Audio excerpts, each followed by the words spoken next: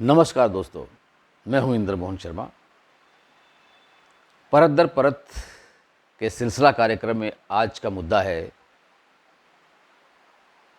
सांसद रमेश विदुड़ी को hate speech देने के मामले में क्या मोदी सरकार ने उनको इनाम से नवाजा है। आपको याद होगा कि लोकसभा में भाजपा सांसद रमेश विदुड़ी ने बहुजन समाज पार्टी के सांसद दानिश अली के खिलाफ अमर्यादित भाषा का इस्तेमाल करते हुए आपत्तिजनक शब्दों के साथ उनको संबोधित करते हुए अपने वक्तव्य दिया था, जिस पर खूब बवाल हुआ।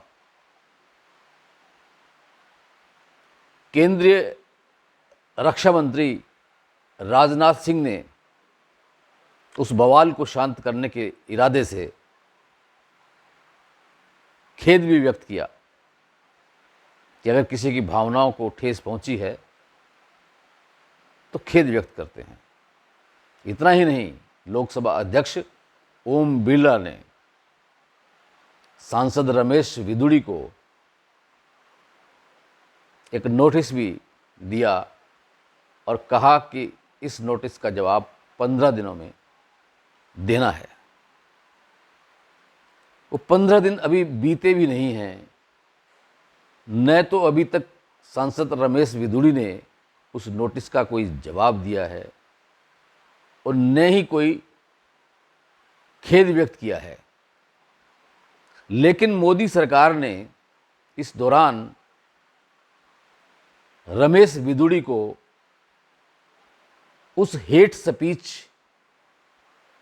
के बदले में सजा देने या उनके खिलाफ कोई अनुशासनात्मक कार्रवाई करने की बजाय उन्हें एक इनाम से नवाजा है। और वो इनाम दिया है कि राजस्थान विधानसभा चुनाव को ध्यान में रखते हुए उनको राजस्थान के टोंक जिले का चुनाव प्रभारी भी नियुक्त कर दिया है।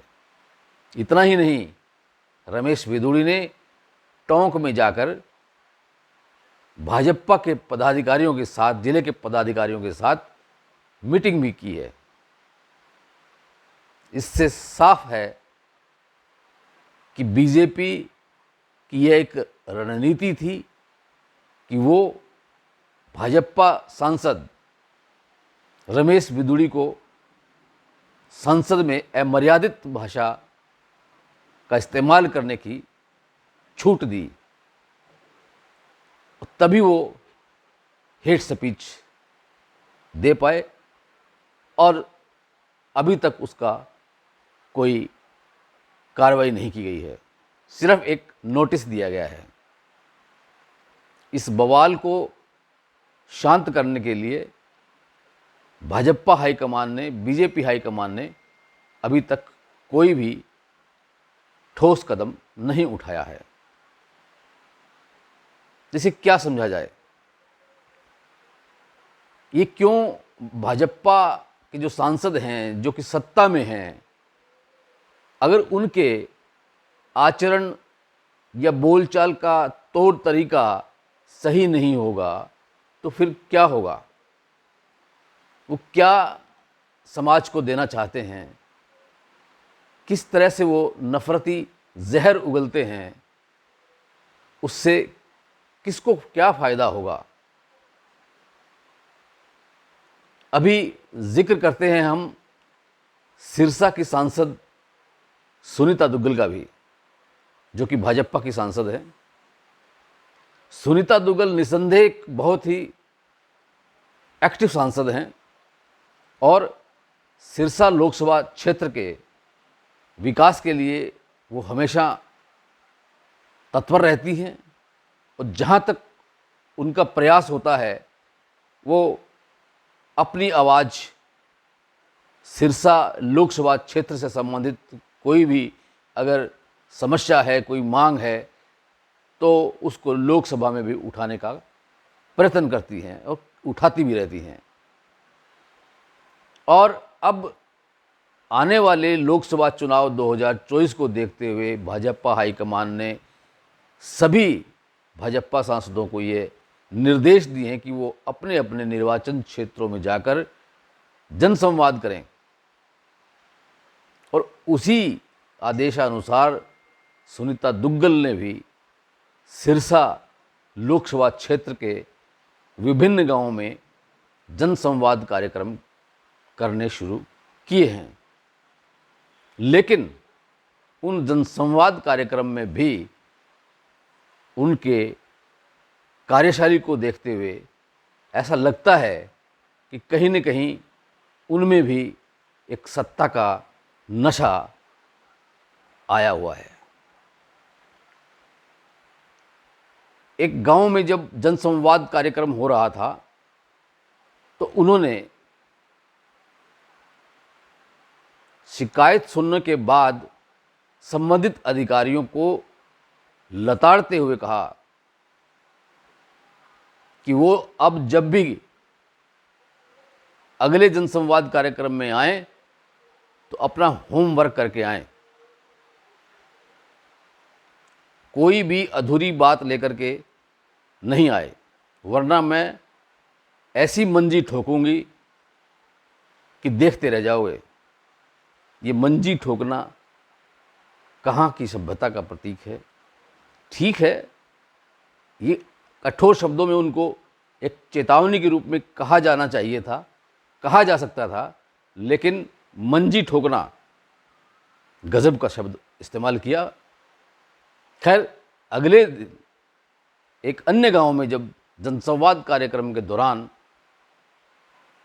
एक वृद्धा ने सांसद के समक्ष एक मांग रखी, अपनी समस्या रखी कि उनकी पोती का अपहरण किया जा चुका है और अभी तक पुलिस कुछ भी तलाश नहीं कर पाई है कि वो कहाँ है, और तलाश करने का प्रयास भी नहीं कर रही है, जबकि आरोपियों के नाम पुलिस को बता दिए गए हैं, लेकिन इसके बावजूद भी कोई कार्रवाई नहीं हो रही है। तो सांसद सुनीता दुग्गल ने यह सुनकर संबंधित पुलिस अधिकारियों को तलब किया, उनसे पूछा भी ऐसा क्यों हो रहा है। जब आरोपियों का नाम बता दिया गया है तो उनको पकड़ना चाहिए, उनसे पूछताछ करनी चाहिए, क्यों नहीं किया जा रहा है। तो उन्होंने उस वृद्धा को कहा कि आप सदर थाना में जाइए और आपकी बात वहाँ विस्तार से बताइए। तो उस वृद्धा ने कहा कि मैं थाने में भी हो आए हूँ, लेकिन पुलिस के कर्मचारी अधिकारी कहते हैं कि अपनी कोई गाड़ी लेके आओ तो हम तुम्हारे साथ चलेंगे और उन आरोपियों की धरपकड़ करेंगे और उस पोती का भी हम तलाश करेंगे। तो ये अगर जवाब दिया गया है पुलिस की तरफ से, अधिकारियों की तरफ से, तो शर्मनाक बात है। और वो भी एक सांसद जो भाजपा की सांसद है, जो सत्ता पक्ष से जुड़ी हुई सांसद है, उनके सामने ये कहा गया है।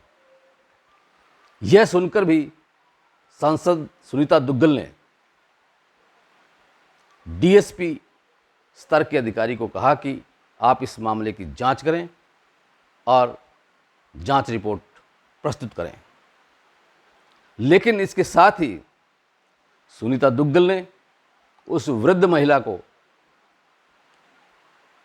खुश करने के इरादे से, या कहें कि वो एक सम्मानजनक तरीके से उनको सूट दे रही थी, लेकिन उस वृद्धा महिला ने उस सूट को लेने से यह कहते हुए इनकार कर दिया कि ऐसे कई सूट उसके घर में पड़े हुए हैं, जो बात करनी है वो कीजिए, मेरी पोती को तलाश करवाइए और उन आरोपियों को, उन दोषियों को धर पकड़ कर सख्त से सज़ा उनको दिलवाइए। मुझे न्याय चाहिए, मुझे ये सूट नहीं चाहिए।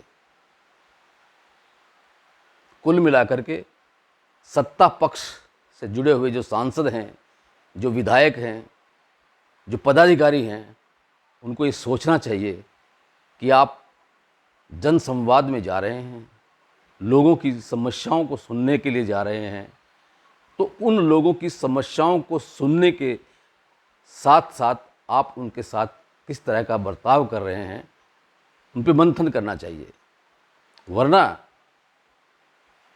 जनता सब जानती है, आने वाले चुनाव के दिनों में वो सब हिसाब बराबर कर सकती है। सिलसिला कार्यक्रम में आज इतना ही। कल फिर किसी नए मुद्दे के साथ आपसे रूबरू होंगे। तब तक के लिए इंद्रमोहन शर्मा को इजाज़त दीजिए। धन्यवाद।